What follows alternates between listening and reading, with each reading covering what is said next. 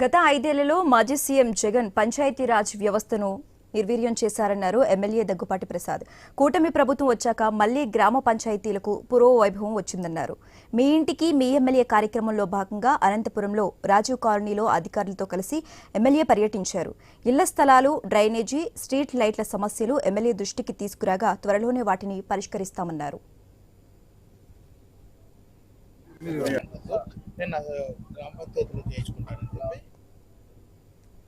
రోజు అనంతపురం అర్బన్ నియోజకవర్గంలో రాజీవ్ కాలనీ పంచాయతీలో ఇక్కడ ముఖ్యంగా ఇది చాలా స్లమ్ ఏరియా.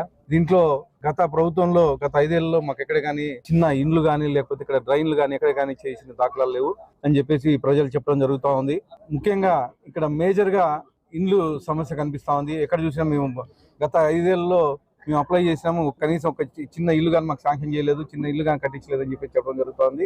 గత 5 ఏళ్లలో జగన్మోహన్ రెడ్డి వ్యవస్థల్ని సర్వనాశనం చేసి ఈరోజు మౌలిక పంచాయతీ వ్యవస్థను నాశనం చేసి మౌలిక సదుపాయాలు కానీ కల్పించలేదు. ఇక్కడ మా తెలుగుదేశం ప్రభుత్వం వచ్చిన తర్వాత 1450 కోట్లు పంచాయతీలకు రిలీజ్ చేసి మళ్ళా సర్పంచులకి తర్వాత పంచాయతీలు పూర్వ వైభవం తీసుకురావడం జరిగింది.